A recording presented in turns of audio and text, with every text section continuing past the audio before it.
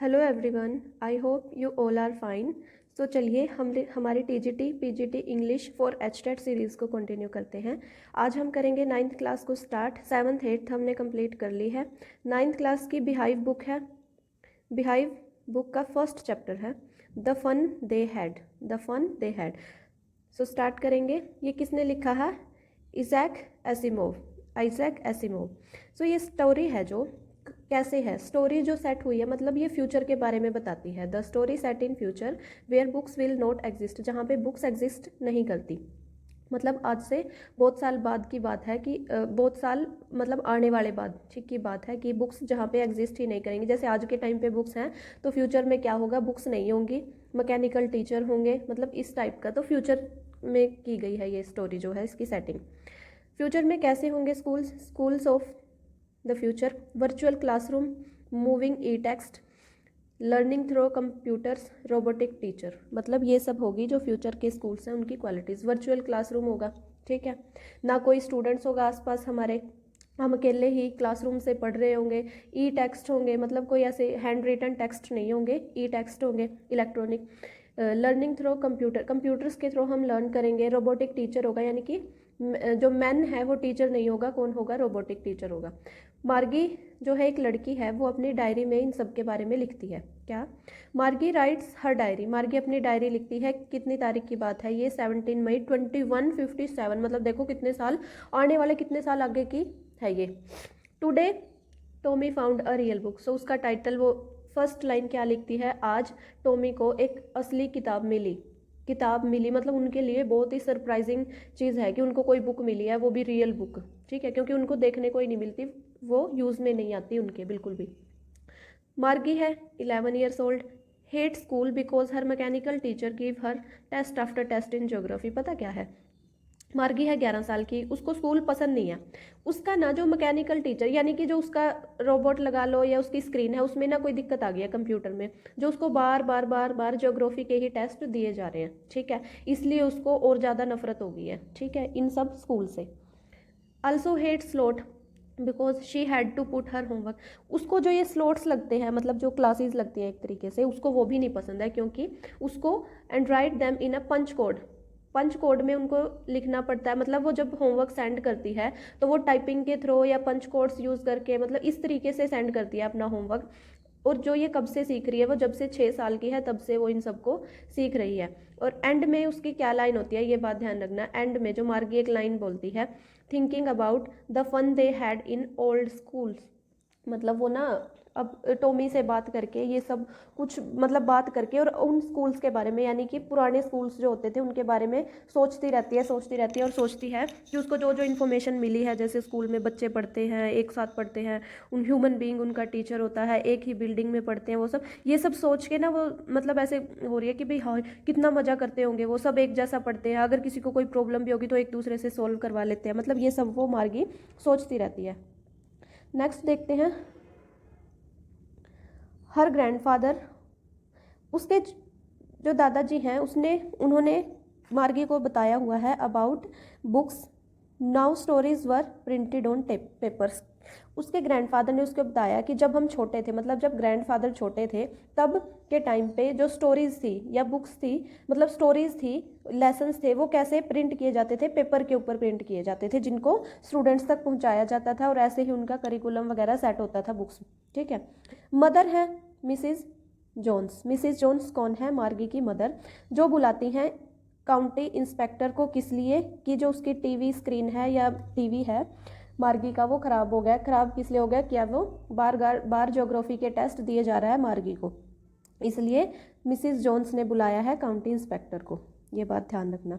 Next है Tommy. Tommy है 13 years old, मार्गी 11 years old, Tommy 13 years old, जिसको मिली है एक book. Found a book in his house, अपने घर में उसको एक बुक मिली है, जो किसके बारे में है? अबाउट ओल्ड स्कूल, मतलब जो पुराने टाइम के स्कूल होते, मतलब उनके अकॉर्डिंग तो आज का टाइम जो चल रहा है वही पुराना टाइम है ना, ठीक है, तो पुराने स्कूल्स कैसे होते थे उनके बारे में है।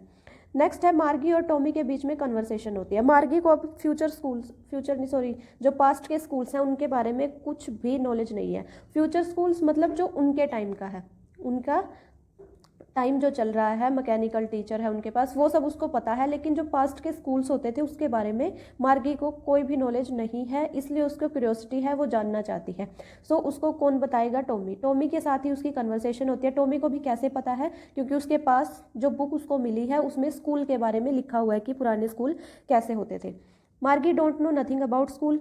फ्यूचर स्कूल कैसे है? मैकेनिकल टीचर है, अपने ही घर में है, इन ओन हाउस, ठीक है, खुद के ही घर में है, कोई कंपेनियन नहीं है, साथ में पढ़ने वाला नहीं है, कोई स्टूडेंट्स नहीं है, एक घर में ही, मतलब अपने ही घर में अपने ही रूम में पूरा सेटअप है।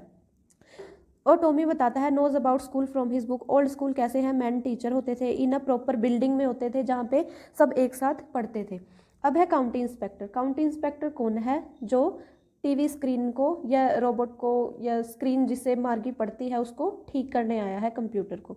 राउंड लिटिल मैन, छोटा सा गोल मटोल सा आदमी है, लाल उसका फेस है। Have a box of tools, जिसके पास एक बॉक्स है जिसमें टूल्स हैं, उसके अलग अलग तारे हैं, डायल्स वगैरह, मतलब उसका ये जो रिपेयर का सामान है उसके पास।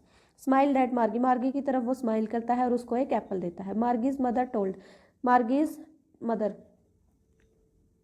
तो वो क्या बताता है? टोल्ड मदर, मदर को क्या बताता है वो? That the geography sector was gear to quick, वो बताता है, मतलब रिपेयर करने के बाद मार्गी की मम्मी को वो क्या बताता है कि जो ज्योग्राफी सेक्टर है वो थोड़ा सा क्विक हो गया था, मतलब ज़्यादा स्पीडली चल रहा था और उसको मैंने स्लो कर दिया है, लेवल 10 पे अब कर दिया है। वैसे मार्गी की प्रोग्रेस बहुत ही सेटिस्फैक्ट्री है, मतलब उसने जो ज्योग्राफी टेस्ट उसको मिलते थे उनको वो कर देती थी, उससे उसने जज किया कि जो इसकी मार्गी की जो प्रोग्रेस है वो अच्छी है। नेक्स्ट है भाई, ये था हमारा लेसन। और मैंने आपको एंड में बताया कि मार्गी जो है इन सब चीज़ों के बारे में ही सोचती रहती है जब वो अपनी क्लासेस अटेंड करती है। हर टाइम मतलब उसके दिमाग में यही चलता रहता है कि कितने अच्छे स्कूल होते थे पुराने टाइम में, एक साथ सब पढ़ाई करते थे, मतलब कितना मज़ा आता होगा उनको पढ़ने में भी। तो यही सब था हमारा लेसन। अब देखो लेसन नंबर 2, बाय डेब्राहो कॉले। डेब्राहो कॉले, the music, the sound of music. ये बहुत इंपॉर्टेंट चैप्टर्स है, मैं बता रही हूँ आपको। 9th क्लास ना बहुत इंपॉर्टेंट है, यहाँ से बहुत क्वेश्चंस आते हैं 7th क्लास से और 9th क्लास से भी, ठीक है। The sound of music by Deborah Cowley. Part, इसमें 2 पार्ट्स हैं। First is Evelyn Glennie listen to sound without hearing, मतलब जो एवलिन ग्लेनी है हमारी, इनको सुनाई नहीं देता, एक तरीके से ये डीफ हैं, ठीक है। और वो अपने इस जो डीफनेस है इसको एक तरीके से मतलब एक कमी ना लगा के उसको इम्प्रूव करती रहती है डे बाय डे, और बहुत अच्छी हाइट गेन करती है अपनी लाइफ में। सो पढ़ते हैं एवलिन के बारे में। एवलिन फर्स्ट डे कब की बात है? At royal academy of music in London. London की बात है जब वो जा रहे थे परफॉर्म करने के लिए। एवलिन खड़ी थी प्लेटफॉर्म पे और वहाँ पे थी बहुत भीड़। जो गर्ल है इस टाइम पे, मतलब जब ये बात जब वो बता रहे हैं तो कितने साल की है? 17 ईयर्स। छोटी सी है, पतली सी है, नर्वस है, ट्रेन कमिंग है, ट्रेन आ रही है, उसको मतलब थोड़ा सा नर्वस हो रही है वो उसकी आवाज़ से। डीफ है, आवाज़ उसको वैसे सुनाई नहीं देती, वो अपनी बॉडी से फील करती है। फ्रॉम स्कॉटलैंड, स्कॉटलैंड से आई हुई है। लॉस्ट हियरिंग ग्रेजुअली, मतलब उसकी जो हियरिंग है वो एकदम से नहीं चली गई, जैसे उसको सुनना बंद हो गया तो वो एकदम से नहीं हुआ। उसकी मम्मी ने बताया इसके बारे में कि वो धीरे धीरे कम हुआ उसको, ठीक है। इसकी प्रॉब्लम के बारे में मम्मी क्या बताती हैं? मदर टोल्ड, मदर का नेम है इजाबेल ग्लिनी। इजाबेल ग्लिनी वो क्या बताती हैं? She was 8 years old waiting to play piano, मतलब जब वो मार्गी नहीं सॉरी हमारी एवलिन है वो 8 ईयर्स की थी और वेट कर रही थी पियानो प्ले कर, मतलब स्टेज परफॉर्मेंस थी एवलिन की, तो पियानो परफॉर्म करने के लिए उसको स्टेज पे आना था। दे कॉल्ड हर नेम, मतलब जो हमारे जो स्टेज पे उसको मतलब बुलाया जा रहा था, जो होस्ट कर रहा था उसके द्वारा स्टेज पे उसको बुलाया जा रहा था। एंड शी डिडंट मूव, और वो मूव ही नहीं कर रही थी, ठीक है। सो एवलिन मूव नहीं कर रही थी। आई सडनली रियलाइज, तो उस टाइम पे उसकी मम्मी को क्या रियलाइज़ हुआ? शी हैडंट हियर्ड, उसने सुना ही नहीं, ठीक है। फिर 11 साल की उम्र में हर मिस्ट्रेस, मतलब जो उनको टीच करती थी, आस्क्ड हर पेरेंट्स, उन्होंने उसके पेरेंट्स को बोला to take her to specialist, की स्पेशलिस्ट को दिखाओ, किसको? एवलिन को। और उसकी जो ये डीफ है वो किस वजह से हुई है? Nerve damage. आप ये ध्यान रखना कि जो एवलिन है वो डीफ किस वजह से हुई है? नर्व डैमेज हो चुकी है उसकी, ठीक है, इस वजह से उसको सुनाई नहीं देता। नेक्स्ट है एवलिन नोटिस्ड अ गर्ल। अब ये था सब, मतलब जब वो बचपन में, और अब ये सब स्टोरी चलेगी कि एवलिन ने कैसे ग्रो किया अपनी लाइफ में। एवलिन ने एक बार देखा कि एक लड़की जो है वो जाइलोफोन प्ले कर रही है, जाइलोफोन प्ले कर रही है। ये पियानो जैसा ही होता है, थोड़ी सी कम मतलब नोट्स होती हैं इसमें। So she decided to play, तो उसने सोचा कि मैं भी जाइलोफोन प्ले करूँगी। अब है प्रिकॉशनिस्ट रोन फॉरबेस पोस्टेड हर इंटरेस्ट, और ये इंटरेस्ट उसका किसने देखा, मतलब किसने फाइंड किया कि उसका इंटरेस्ट है इसमें, तो वो कौन थे, रोन फॉरबस। ये बात यहाँ पे ध्यान रखना भाई। परक्यूशनिस्ट कौन होता है, यहाँ से मैं श्योर हूँ वो कैब सेक्शन में ये क्वेश्चन बन सकता है, क्योंकि मैंने ना डेंड्रोलॉजिस्ट वाला क्वेश्चन जो वो कैब सेक्शन में आया हुआ वो लिटरेचर की बुक से ही लिया गया, जो हमारी ये एनसीईआरटी है, ठीक है। तो ऐसे ऐसे वर्ड्स जब आए तो इनको अलग से राइट कर लिया करो वो कैब सेक्शन के लिए। सो ये है परक्यूशनिस्ट कौन होता है, मतलब जो ड्रम प्ले करता है, ड्रम हो तबला हो, मतलब जिसके ऊपर थप थप की आवाज़ करके या मतलब हाथ से थप थपा के कुछ भी म्यूजिकल इंस्ट्रूमेंट जो प्ले करते हैं उसको बोलते हैं परक्यूशनिस्ट, मतलब उनको प्ले करने वाले को बोलते हैं percussionist. He played tabla and said try to feel it, तो इसने क्या किया, किसने, रोन फॉरबस ने क्या किया, तबला बजाया एवलिन के पास बैठ के, मतलब तबला बजाया और कहा कि इसको फील करने की कोशिश करो, मतलब सुनो मत, क्योंकि सुन तो वो सकती नहीं, तो उसने कहा कि इसकी साउंड को फील करो बॉडी से। सो उसने ये सीखा, she learn to open her mind and body to sound and vibration. So Evelyn ने कहाँ से सीखा ये, रोन से, कि कैसे माइंड और बॉडी को ओपन रखो और जो साउंड आ रही है उसको फील करो थ्रू वाइब्रेशंस, ठीक है। उसने क्या रियलाइज करा, realised higher drum from the waist up and the lower one from the waist down, मतलब जो हायर ड्रम है जिसकी साउंड थोड़ी हाई है वो उसको कहाँ पे फील हो रहा है, उसकी वेस्ट से ऊपर की ऊपर वाली बॉडी में, और जो लोअर जो ड्रम है यानी कि लोअर जो साउंड है वो उसको फील हो रही है वेस्ट से नीचे वाली बॉडी में, ठीक है। तो अब उस दिन के बाद से, जब से मतलब उसने ये सब सीखा और उसको पता चला, जब वो फील करने लगी म्यूज़िक को, उस दिन से उसके बाद उसने पीछे मुड़ के नहीं देखा कि उसमें क्या कमी है क्या नहीं है, उसने वो सिर्फ आगे ही बढ़ती रही अपनी लाइफ में, ठीक है।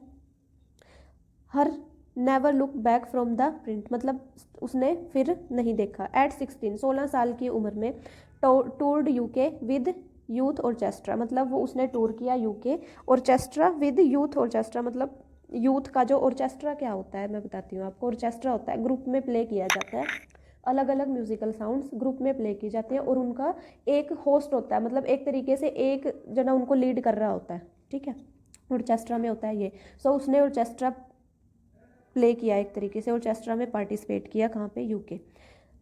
Auditions for the royal academy of music, royal academy of music के लिए उसने ऑडिशन दिया and scored one of the highest marks, और बहुत अच्छे मार्क्स स्कोर किए in the history of the academy में की हिस्ट्री में जो ब्रिलियंट स्टूडेंट्स ने मार्क्स लिए थे उतना अच्छा उसने रिस्पॉन्स दिया, मतलब हिस्ट्री में इतने अच्छे मार्क्स किसी के नहीं थे, एक तरीके से रिकॉर्ड तोड़ दिया उसने।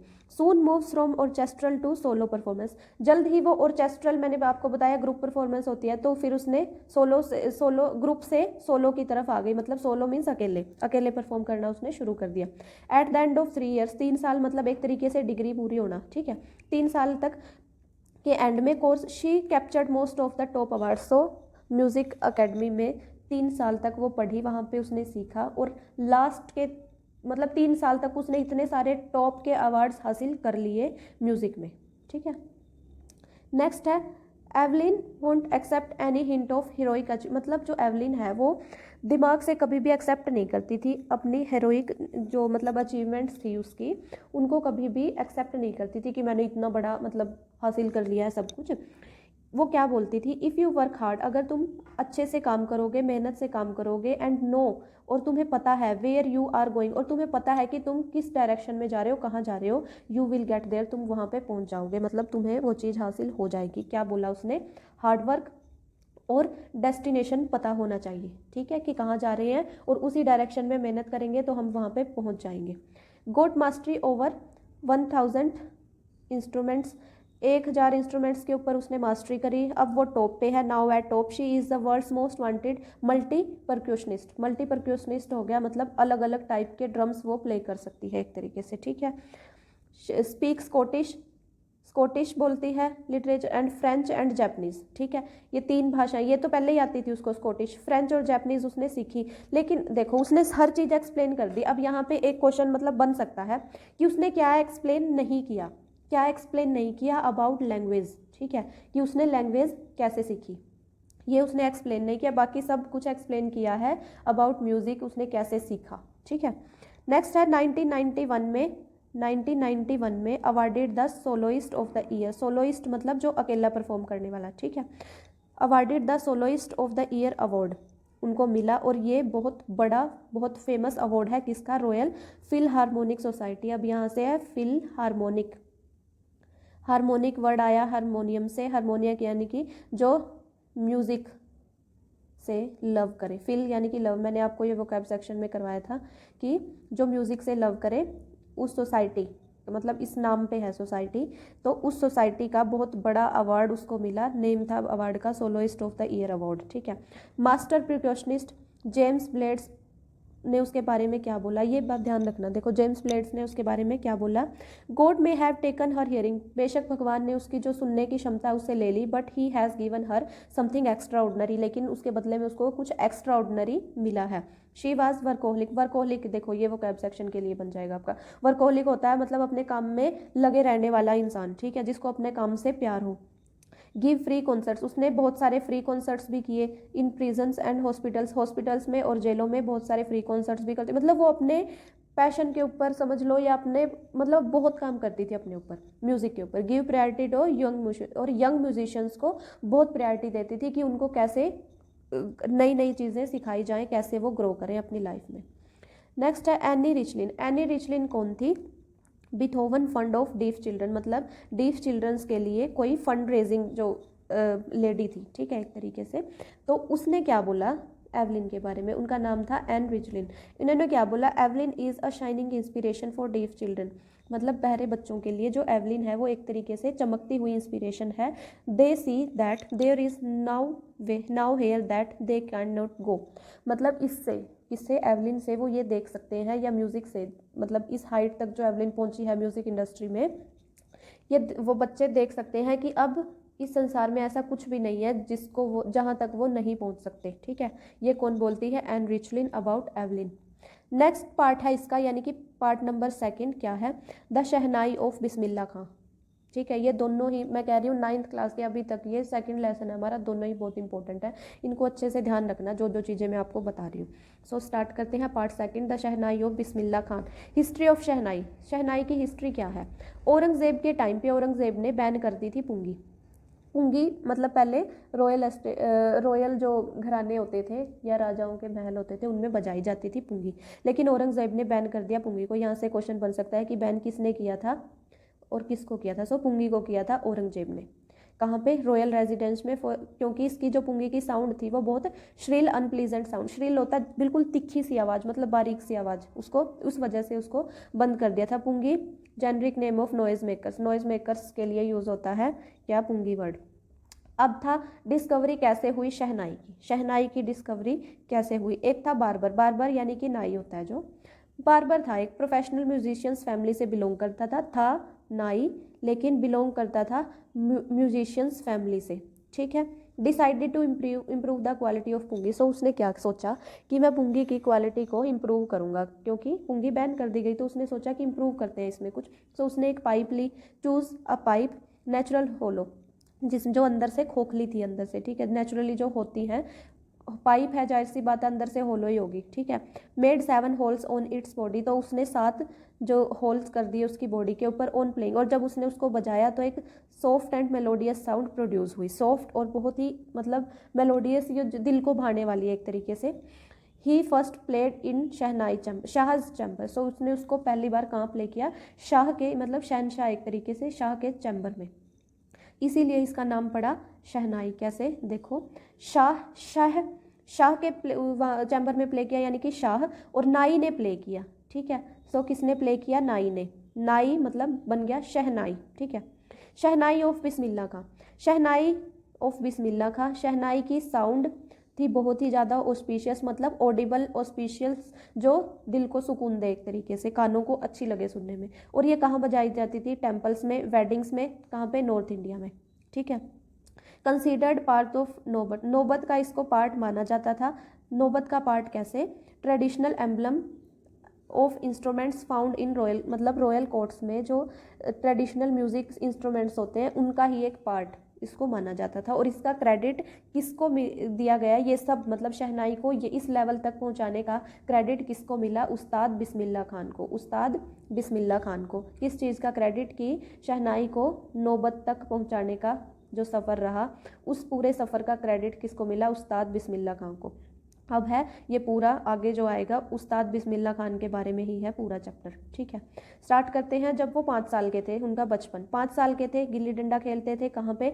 नियर पॉन्ड इन दमराव इन बिहार, बिहार में दमराव जगह है, वहाँ पे गिल्ली डंडा खेलते थे एक पॉन्ड के पास। Go to nearby Bihari ji temple में जाते थे। ही वुड सिंग भोजपुरी चैटा, मतलब भोजपुरी जो वो गाते थे, छटा मतलब भोजपुरी संगीत गाते थे टेम्पल में, भजन बोल सकते हो आप। अर्न अ बिग लड्डू, तो उनको इतना अच्छा उन्होंने गाया एक बार कि उनको एक बहुत बड़ा सा लड्डू मिला एज अ गिफ्ट। और वो लड्डू कितने किलो था? 1.25 kg। और ये प्राइज़ कहाँ था? लोकल महाराज की तरफ से, ठीक है। बाद में जाके उनको भारत रत्न भी मिला, मतलब बहुत कुछ हो गया उनकी लाइफ में। और ये कब की बात है? मतलब जब वो बहुत छोटे थे, तो ये लगभग जब ये लेसन लिखा गया उससे 80 ईयर्स पहले की बात है, ठीक है। नेक्स्ट देखते हैं। बोर्न 21 मार्च 1916, म्यूजिशियंस फैमिली बिहार। सो बिस्मिल्लाह खां 21 मार्च 1916 में म्यूजिशियंस फैमिली में पैदा हुए, कहाँ पे? बिहार में। अब उनके फैमिली के बारे में बताया गया है। ग्रैंडफादर कौन थे? Rasool Bakhsh Khan, shehnai nawaz of the Bhojpuri king's court, Bhojpuri king के कोर्ट में शहनाई नवाज थे। फादर थे पैगंबर बख्श, ये भी ग्रेट शहनाई प्लेयर थे। अंकल थे अली बख्श, और ये भी क्या थे? शहनाई प्लेयर। और ये कहाँ पे बजाते थे? Played shehnai in Vishnu temple of Banaras, Banaras के विष्णु टेम्पल में शहनाई बजाते थे। और इन्हीं से, किससे? अंकल से इन्होंने शहनाई सीखी। बिस्मिल्लाह खान ने कहाँ से सीखी? अंकल से। बिस्मिल्लाह खान 3 साल की उम्र से उनको देख रहे थे और उन्हीं से प्रैक्टिस की। उन्हीं की मम्मी उनको लेके जाती थी अली बख्श के पास और उनको सिखाते थे वो। प्रैक्टिस कहाँ पे करते थे अब बिस्मिल्लाह खां? बालाजी एंड मंगला मैया टेम्पल, गंगा के किनारे बालाजी और मंगला मैया टेम्पल है, वहाँ पे प्रैक्टिस करते थे शहनाई की। 14 साल की उम्र में ही accompanied his uncle to the Allahabad music conference, Allahabad में कोई म्यूजिक कॉन्फ्रेंस हुई जिसको मतलब जिसमें वो अंकल के साथ गए 14 साल की उम्र में। 1938 में अब क्या हुआ? ये थोड़ा सा इंपॉर्टेंट है, यहाँ पे देखो। 1938 में क्या हुआ? ऑल इंडिया रेडियो आ गया लखनऊ में, ठीक है, जो कि बिग ब्रेक था। किसके लिए? बिस्मिल्लाह खां के लिए। मतलब ब्रेक हम लगा सकते हैं एक तरीके से, एक गेयर जिससे वो आगे ग्रो हुए, मतलब उनको एक स्टेशन मिला अपना कुछ करने के लिए। Become a shehnai player on radio, shehnai player बन गए रेडियो पे, मतलब रेडियो पे वो अपनी शहनाई सुनाते थे। अब है 1947, मतलब जब भारत आज़ाद हुआ 15 अगस्त 1947 में, first Indian to greet the nation with his shehnai, मतलब जो पंडित जवाहरलाल नेहरू की स्पीच थी, speech tryst and destiny speech थी, उससे जस्ट पहले जो बजाने वाले कौन थे? रेड फोर्ट पे सब हुआ था। सो उससे पहले जो शहनाई बजाई वो किसने बजाई थी? बिस्मिल्लाह खान ने, ठीक है। बिस्मिल्लाह खान ने शहनाई बजाई थी। और खुशी एक तरीके से व्यक्त करने के लिए, पूरे नेशन को खुशी व्यक्त करने के लिए उन्होंने कौन सा राग गाया था? राग काफ़ी रेड फोर्ट पे, ठीक है। उसके बाद थी पंडित जवाहरलाल नेहरू की स्पीच, मतलब बहुत बड़े बड़े लोग थे उस टाइम पे वहाँ। नेक्स्ट आता है उनके अब्रॉड ट्रिप के बारे में। अब्रॉड ट्रिप उन्होंने कहाँ किया? फर्स्ट जो था अफगानिस्तान में किंग जहीर शाह उनसे बहुत खुश हुए और उन्होंने क्या दिया उनको? पर्शियन कारपेट्स और भी बहुत सी चीज़ें। फिर अब है फिल्म डायरेक्टर, यहाँ से देखो क्वेश्चन बन सकता है आपका। ये अफगानिस्तान गए, किंग जहीर शाह ने उनको क्या दिया? पर्शियन कारपेट्स, ये ध्यान रखना। फिल्म डायरेक्टर विजय भट्ट उनसे बहुत खुश हुए और उन्होंने एक मूवी बनाई, गूंज उठी शहनाई, ये ध्यान रखना कि मूवी कौन सी बनी? गूंज उठी शहनाई। और उसकी कंपोजिशन लाइन क्या थी? दिल का खिलौना है टूट गया, ये बहुत मतलब रिकॉर्ड तोड़ दिया इस लाइन ने, ठीक है। मूवी थी गूंज उठी शहनाई और लाइन थी दिल का खिलौना टूट गया, दिल का खिलौना है टूट गया, ठीक है, ये ध्यान रखना। अब है सिर्फ इसी इंडस्ट्री में नहीं, उन्होंने और भी इंडस्ट्रीज में, जैसे कन्नड़ में भी उन्होंने बहुत नाम कमाया। जैसे उन्होंने एक विक्रम श्रीनिवास कन्नड़ फिल्म डायरेक्टर हैं, उन्होंने एक सनाधि अपन्ना ऐसे ही मूवी बनाई जो कि इन्हीं के ऊपर थी। Become the first Indian performer at London central hall in USA, USA के लंदन सेंट्रल हॉल में प्ले करने वाले फर्स्ट इंडियन परफॉर्मर बने। मतलब फर्स्ट ये बहुत जगह बने, आप देखो जब देश आज़ाद हुआ तब, अब यहाँ पे भी लंदन सेंट्रल हॉल में यूएसए में प्ले करने वाले फर्स्ट इंडियन। तो टूल पार्ट इन द, ये टुक आएगा यहाँ पे, के आएगा, took part in the world exposition of Montreal Cannes festival में इन्होंने पार्टिसिपेट किया। ठीक है, कनीज आर्ट फेस्टिवल में इन्होंने पार्टिसिपेट किया and in Osaka trade fair में भी, मतलब ये बहुत सी चीज़ें ऐड की उन्होंने अपनी लाइफ में, ये सब हुआ। ऑडिटोरियम इन तेहरान नेम्ड, अब ये देखो ये भी इंपॉर्टेंट है, उनके नाम पे एक ऑडिटोरियम भी है, कहाँ पे, तेहरान में। नाम क्या है, तिहाड़ मौसीकी उस्ताद बिस्मिल्लाह खान, तिहाड़ मौसीकी उस्ताद बिस्मिल्लाह खान, ये है उनका नाम। अवार्ड्स कौन कौन से मिले, पद्मश्री, पद्म भूषण, पद्म विभूषण, भारत रत्न। ठीक है, ये सारे ही मिले मतलब मैक्सिमम। तो उन्होंने क्या बोला, टीच यूर, जब उनको ये भारत रत्न मिला, कब मिला, 2001 में, तो उन्होंने उस टाइम पे क्या बोला कि टीच यूर चिल्ड्रन म्यूज़िक, अपने बच्चों को म्यूज़िक सिखाओ। This is Hindustan richest tradition, क्योंकि ये भारत का सबसे अमीर ट्रेडिशन है। Even the west is now coming to learn our music, even the western countries, मतलब वेस्ट मतलब वेस्टर्न कंट्रीज़ जो हमारे म्यूज़िक को अभी, मतलब अभी जो वेस्टर्न कंट्रीज़ भी हैं वो भी हमारे म्यूज़िक को सीखना चाहती हैं। ठीक है, वो भी सीखेंगी। ठीक है, सो ये था उनके बारे में। और एंड में बताया गया है उनका लव फॉर उनकी रूट्स, रूट्स यानी कि जहाँ से वो बिलोंग करते हैं। Fond of Banaras and Dumraon, fond of Banaras and Dumraon, तो वो क्या बोलते हैं, उनको एक बार किसी ने ऑफर दिया कि आप यहाँ पे, मतलब जो फॉरेन जब वो गए थे इंग्लैंड, तो कि यहाँ पे आगे रह लो, मैं यहाँ पे टेम्पल बनवा दूंगा बनारस का रोड, तो वो बोलते हैं नहीं। तो वो क्या बोलते हैं उस टाइम पे, van ever he is abroad, जब वो विदेश में होते हैं तो वो सोचते हैं टू सी हिंदुस्तान, तो सोचते हैं कि मैं हिंदुस्तान देख लूँ, मतलब याद करते हैं। वाइल इन मुंबई, और जब मुंबई में होते हैं, he thinks only of Varanasi, तो वाराणसी के बारे में सोचते हैं। एंड द होली गंगा, वाराणसी और होली गंगा के बारे में सोचते हैं। और जब वो वाराणसी में होते हैं, and while in Varanasi he Mrs the मठा, मठा इन दमराव, MATTH, मठा एक तरीके से मतलब ऐसे बौद्ध के होते हैं मठ। सो यहाँ पे कुछ है सही टेम्पल टाइप का कुछ, अब जहाँ पे वो प्रैक्टिस करते थे, तो उनको उसको याद करते हैं। बीइंग अ मुस्लिम, मतलब एक देखने वाली चीज़ ये है कि वो मुस्लिम थे लेकिन शहनाई प्ले करते थे, और प्रैक्टिस कहाँ पे करते थे, काशी विश्वनाथन टेम्पल। हर सुबह कहाँ पे प्रैक्टिस करते थे, काशी विश्वनाथन टेम्पल में, बनारस में। ठीक है, तो ये एक तरीके से धार्मिक एकता का प्रतीक है। और देखो शहनाई को कहाँ तक पहुँचाया बिस्मिल्लाह खान ने। ये अच्छे से करना, ये दोनों लेसन्स आगे भी जो मैं करवाऊंगी आपको बता दूंगी साथ साथ, क्या क्या इंपॉर्टेंट है क्या क्या नहीं। कॉमन सेक्शन की सीरीज़ को आज से हम डिसकंटिन्यू करेंगे, यानी कि उसको कंटिन्यू नहीं करेंगे, क्योंकि मुझे ऐसा लगता है कि most of the students are interested in TGT and PGT English series. ठीक है, तो इसीलिए कॉमन सेक्शन की सीरीज़ को अब के बाद हम नहीं करेंगे। जो एक आध इम्पोर्टेंट टॉपिक होंगे वो साथ साथ मैं आपको करवाती रहूँगी। ठीक है, सो इसमें हम करेंगे TGT HTET TGT PGT English series में हम करेंगे लिटरेचर, NCERT और इंग्लिश ग्रामर के भी कुछ टॉपिक्स कर लेंगे एक आध, और वोकैब सेक्शन, फोनेटिक्स मस्ट है, और फिगर ऑफ स्पीच मस्ट है, और कुछ मिसलेनियस क्वेश्चंस होंगे वो मैं आपको करवा दूंगी।